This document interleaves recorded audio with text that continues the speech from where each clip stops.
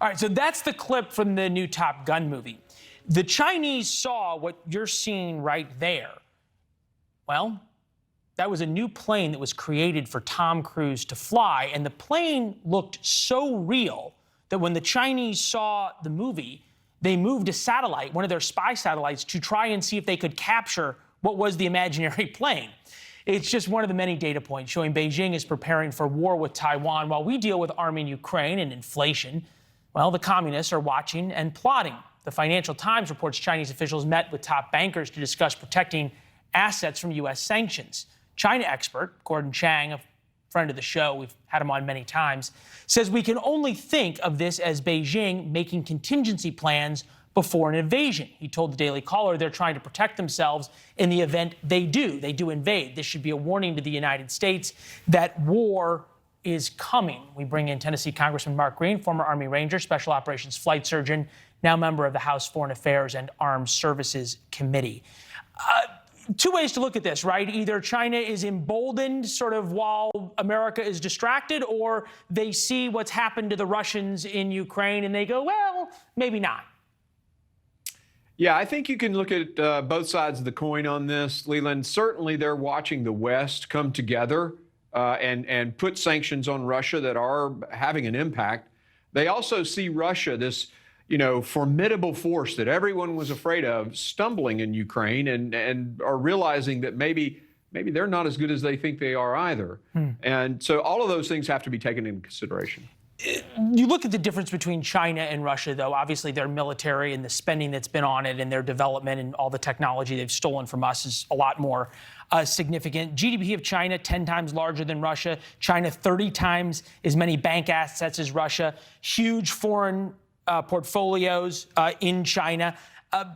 There's no way to compare these two countries. Can the world come together against China if they invade Taiwan in the way it's turned Russia into an economic pariah?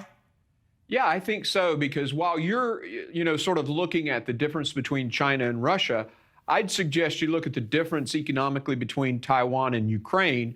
Taiwan makes 94% of all the high-end semiconductors. The West cannot tolerate China seizing control of Taiwan. So absolutely, we're going to push back. Everyone's going to unite, and probably even more so than with Ukraine. Okay, so it's obviously always a lot easier to prevent an invasion than it is to fight a war. Yeah. Great piece in the Wall Street Journal today about effectively turning Taiwan, in their words, into a porcupine, because a wolf can eat a porcupine. It just decides not to because it's not worth the trouble.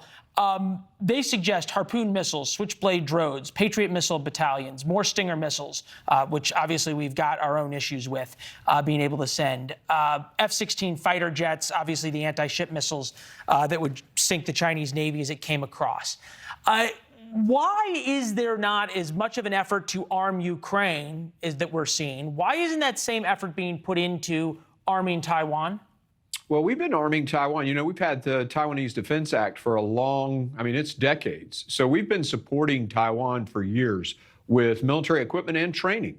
So that's been going on for really decades. So could we do more? Should we do more? Absolutely. What we've got to do is make the consequences of China attacking Taiwan so great that they choose not to do so. That's real deterrence, right? And maybe there's some more things we should do. There's some things that we know we're doing that we're not, I'm not going to talk about on this on TV, but very clearly, that theory of making it a porcupine, that's absolutely the right strategy. Is it yet?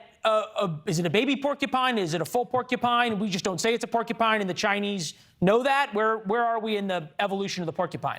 I will tell you that it will be very expensive for China to take Taiwan. And obviously, the Ukrainians really, or the Russians, I should say, really miscalculated in terms of what kind of porcupine Ukraine was. As we follow this out, you've been talking about it since the very beginning. We're now learning that so much more U.S. help was given to Ukraine than anyone talked about. And I remember some smiles from you in the very beginning of the invasion.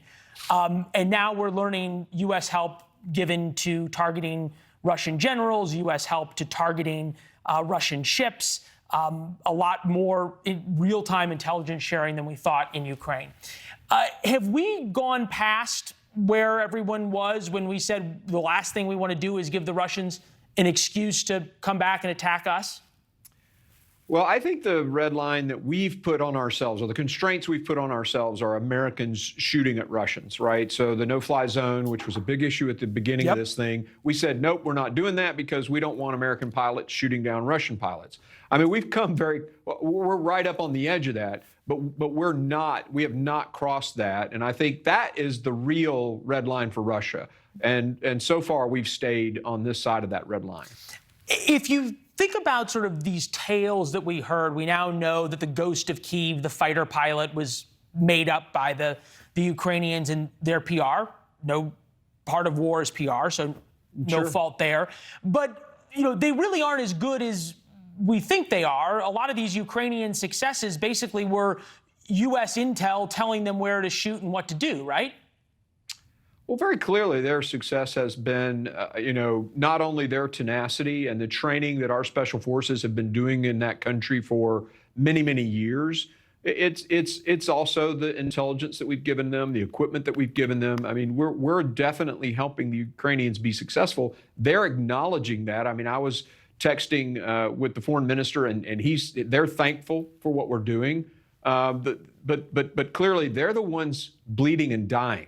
Yeah. And we have to give them, massive kudos for that. They're pushing back. Mariupol still hasn't been taken by the Russians. So these Ukrainians are tenacious people. They love freedom, and they're willing to fight and die for it.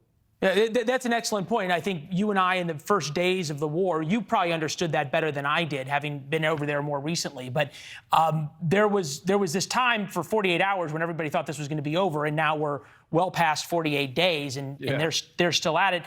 This was Nancy Pelosi in Kyiv on Sunday. Take a listen. America stands with Ukraine. We stand with Ukraine until victory is won. She had just gotten back from Kyiv. Victory is won. The 2014 war in Ukraine hasn't ended yet. This is an extension of it. Is the American people really ready for how long victory is going to take? Everywhere I go, Leland, I talk about that so that people understand, particularly because I have farmers in my district, and they're impacted by the increase the war has caused in fertilizer prices. And of course, the 14 or 13% wheat that comes out of Ukraine impacts their sales price at market. So I'm talking about this all the time and telling people, look, this is going to be a long war, because the Ukrainians believe that victory comes when every Russian is out of Ukraine, and that means the Crimea. Now, that's not going to be a tomorrow thing. Yeah. And if that's what we're defining as victory, and that's what the Ukrainians will define as victory, then this is going to be a long time. And I'm making sure our farmers and the people in our communities know it's going to be a long war. It's a great point, and you made it in the beginning of this, which is that if the Ukrainians aren't going to quit, how can we stop supporting them if they're willing to fight and die there? Congressman, it's good to see you, sir. Thank you. Happy Mother's Day to Cammie, all right? Thanks, Leland. Yes, sir. See you soon.